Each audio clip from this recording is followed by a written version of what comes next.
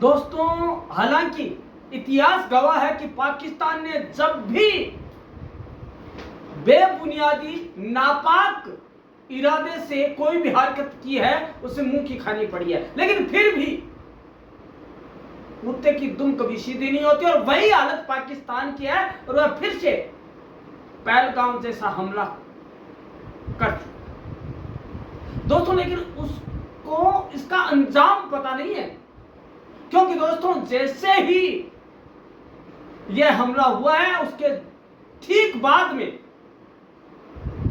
भारत कई कड़े निर्णय ले चुका है, चाहे इसके लिए उसको यूएनओ से ही सामना क्यों ना करना पड़े। इस बार लड़ाई आर या पार की होगी, बख्शा नहीं जाएगा किसी को। दोस्तों, हालात ऐसे हैं कि जो व्यक्ति पहले से मरा हुआ है वो और मर जाएगा। मतलब पाकिस्तान की हालत पहले से तो पतली है ही, वह गर्त में चला जाएगा। और दोस्तों यूं कहें कि वो खून के आंसू रोएगा और हो सकता है कि विश्व के मानचित्र को भी बदलना पड़े और वह मानचित्र पाकिस्तान के बिना भी बनाना पड़े।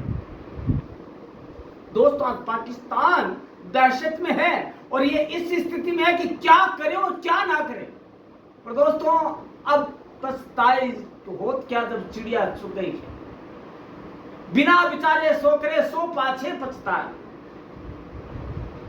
दोस्तों, हमला तो कर दिया, लेकिन इसका अंजाम क्या होगा वो सोचा भी नहीं होगा उसने। और दोस्तों, अंजाम शुरू कर दिया गया है। हो सकता है सर्जिकल स्ट्राइक से भी भयंकर कार्यवाही हो। दोस्तों, ये अर्जुन टैंक, ये अग्नि मिसाइल हमने कोई जंग लगाने के लिए नहीं रखी है। भारत चाहे तो आधे घंटे में पाकिस्तान नेस्तनाबूद हो जाए, लेकिन हमारे आड़े आते हैं हमारे संस्कार, हमारे मानवीय मूल्य, हमारी नैतिकता और हमारी दया भावना। लेकिन अब नहीं, बहुत हो चुका, बहुत भुगत चुके, समझाते समझाते हम थक गए। लेकिन अब है आर या पार की लड़ाई। दोस्तों, पीओके तो आएगा ही, भारत की सीमाओं का और अधिक विस्तार भी होगा और कोई रोक भी नहीं पाएगा। और दोस्तों, इसका सबूत है जीता जागता सारे देश, एक दो को छुट भैया को छोड़ दो, सारे देश विश्व के भारत की तरफ है। इस आतंक की वजह से सारे देश एक स्वर में है।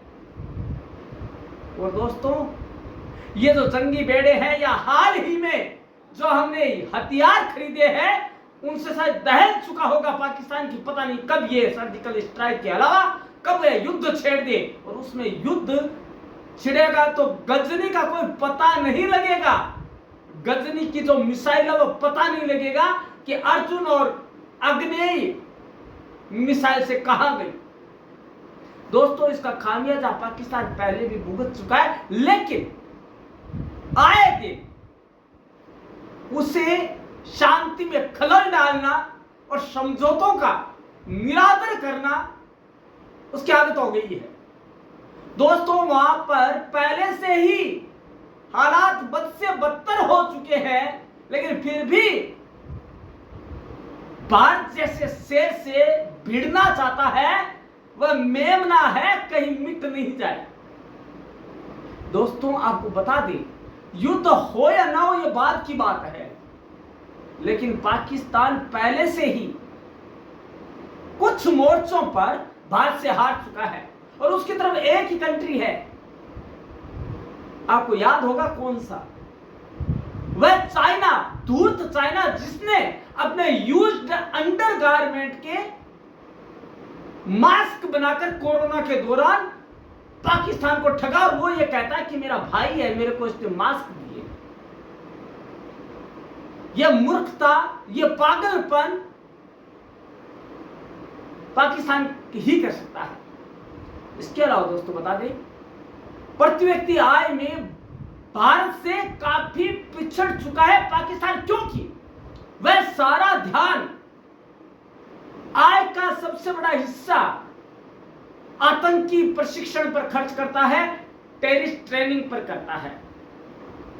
दोस्तों, प्रति व्यक्ति आइए यदि हम आपको बताएं तो आश्चर्य होगा कि जी कैसे रहा है पाकिस्तान। तो दोस्तों पाकिस्तान को ये प्रति व्यक्ति आय के हर मोर्चे पर करारी हार दी है भारत ने। 2024 के आंकड़ों को देखें तो भारत की प्रति व्यक्ति आय $2711 थी, और वही पाकिस्तान की प्रति व्यक्ति आय कितनी है? 1581 डॉलर। जबकि 1960 में दोनों की प्रति व्यक्ति आय लगभग बराबर थी। 1960 में भारत की प्रति व्यक्ति आय $85 तो पाकिस्तान की $82 थी, एक बराबर थी। लेकिन दोस्तों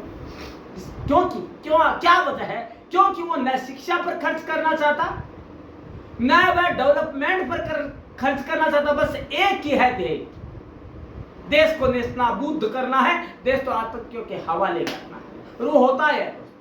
और बिलावल भुट्टो क्या कहता है? यदि सिंधु घाटी का पानी नहीं आया तो खून की नदियां बहेगी। अरे भैया तुम कल के हो।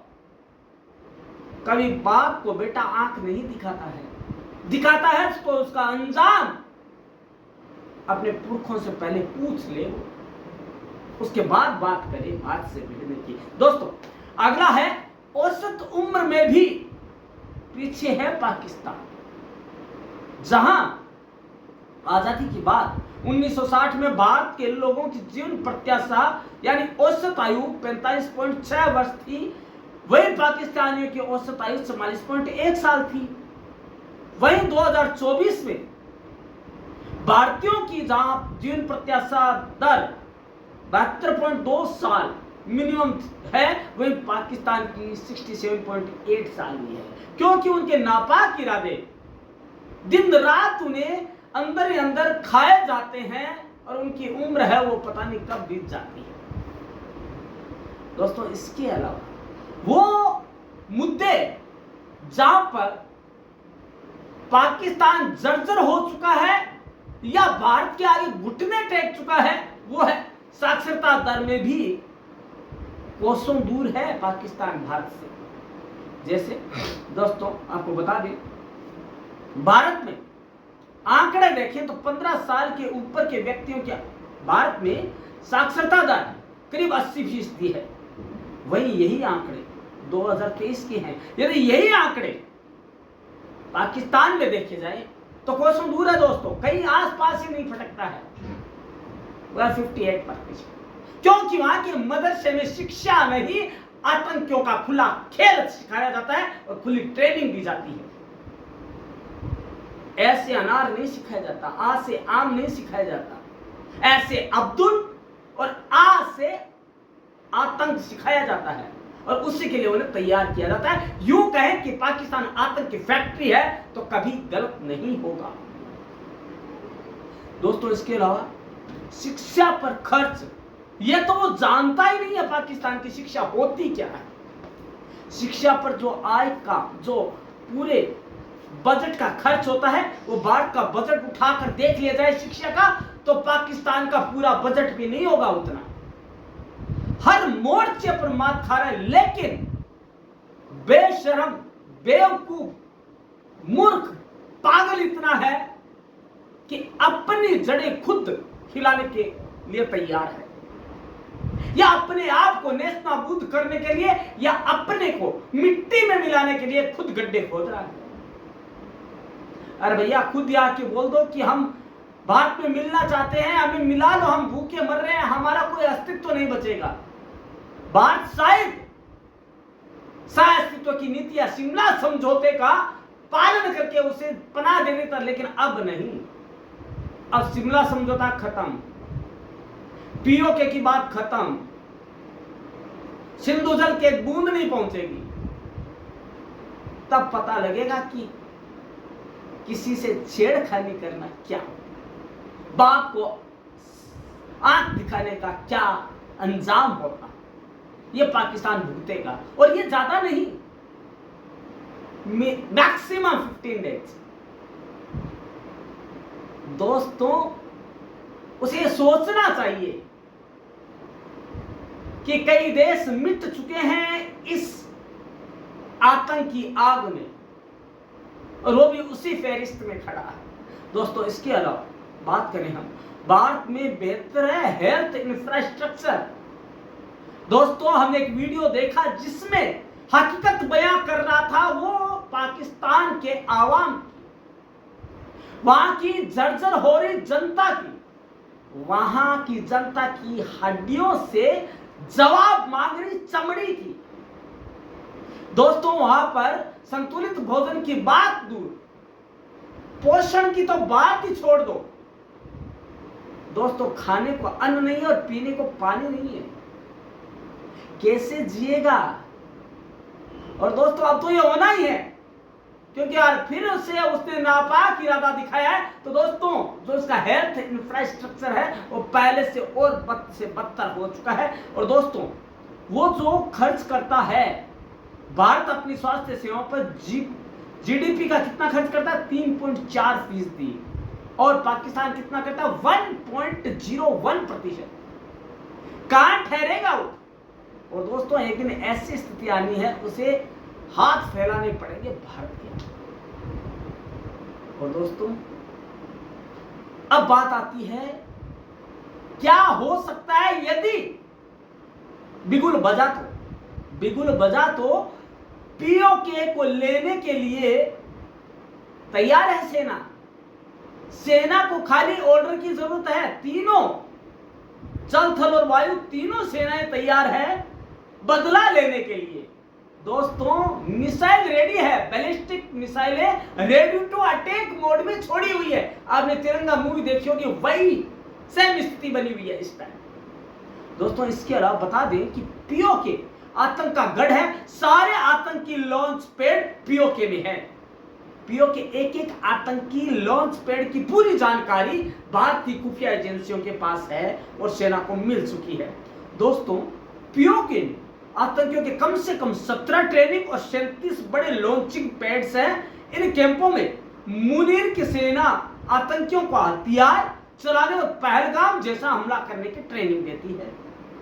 दोस्तों पीओके में जो आतंकी लॉन्च पैड है, जैसे दूधनियार, अब्दुल बिन मसूद, चेलाबंदी, मनस्ताय, देवलियान, दोस्तों इसके अलावा गड़ी दुपट्टा, सफेदा, हलन सुलामी बाग, अलियाबाद, फॉरवर्ड कहूटा, रावला, बंदरगाह, इसके अलावा डूंगी, तत्तापानी, हजीरा, सेसा, निकल, कोटली, पलानी और बरला इलाकों में बड़े आतंकी कैंप चला जाते हैं। यानी कि पाकिस्तान की सेना ट्रेनिंग देकर इन इलाकों में, भारत में इन इलाकों से घुसपैठ कराना चाहती है।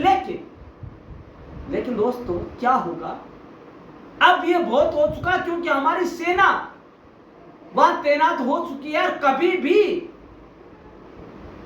इसका खामियाजा उसको भुगतना पड़ सकता है। दोस्तों आतंकी साजिश जो ये रची गई थी पहलगाम में, वो पीओके में रची गई। वो सारे के सारे बेनकाब हो चुके हैं। उनका सीधा सा असर अपने आप को निस्ताबूद करना है। और दोस्तों एक चीज और बता दें, पीओके में आतंकियों का आका पाकिस्तान की सेना है, इसलिए इस बार सीधे अटैक होगा तो आतंक पर और अनडायरेक्टली किस पर होगा? पाकिस्तान की सीमा पर। और दोस्तों तिल मिला जाएगा पाकिस्तान, लेकिन कोई देश साथ में नहीं खड़ा है उसकी, सिवाय एक के, चाइना, क्योंकि वो अपना जंगी, जिसमें जंग लग चुका है, वो हथियार बेचने को आमादा है पाकिस्तान, वो अपना कबाड़ बेचने को आमादा है पाकिस्तान। दोस्तों ये गजनी और ये मिसाइलें भारत के आगे कहीं टिकती भी है क्या? दोस्तों उसकी जो जनसंख्या है उसकी तुलना में यदि भारत की जनसंख्या, उसे डरने की तो इस बात से ही चाहिए कि भारत की जनसंख्या आगे कहां ठहरता है वो। यहां की सेना, क्या उसने कभी नाम भी सुने उन हथियारों के जो कि भारत के बेड़े में है? उसने खाली एक काम सीखा है, आतंकियों को पनाह देना और सेना को आतंक के हवाले कर देना। और दोस्तों उसी का खामियाजा आज तक भुगतता है, लेकिन उसके हाथ पांव में कुछ नहीं आता और लास्ट में बचता है तो एक बर्बादी का मंचर। और दोस्तों अब की बार होने वाला है हिरोशिमा और नागासाकी का भुगतना पड़ सकता है, और उसका नाम विश्व के मानचित्र से हमेशा हमेशा के लिए नेस्तनाबूद भी हो सकता है। और मेहनत करनी पड़ सकती है खगोल विज्ञों को, भूगोल वेताओं को, कि कैसे नक्शा बनाया जाए और यह जगह क्यों ना भारत को दे दी जाए, क्योंकि भारत की तो जगह है। तो दोस्तों ये होने वाला है। अब की बात आर पार, कहीं कोई नहीं, क्योंकि इसने खुद धर्म को आड़े लेकर लोगों को बहलाने फुसलाने और उन्हें मौत के घाट उतारने का नापाक खेल खेला है। उसके लिए उसे खुद को तैयार रहना पड़ेगा और अंत में होगा बर्बादी का मंजर और नेस्तनाबूद पाकिस्तान के नाम का। तो दोस्तों कल मिलते हैं आगे की कार्यवाही के लिए कि आगे क्या होता है, पहलगाम की जो घटना है उस पर क्या कार्यवाही कर रहा है भारत। तो दोस्तों देखते रहिएगा प्रमुख चैनल, और आप अपने कमेंट्स है वो कमेंट बॉक्स में देना ना भूले। आपकी भावना क्या है, क्या भारत को कुछ करना चाहिए या उसे माफ करना चाहिए, आप क्या चाहते हैं? तो दोस्तों बताइएगा। अब अपने कमेंट बॉक्स में कल मिलते हैं इसी समय इसी चैनल पर। तब तक के लिए धन्यवाद।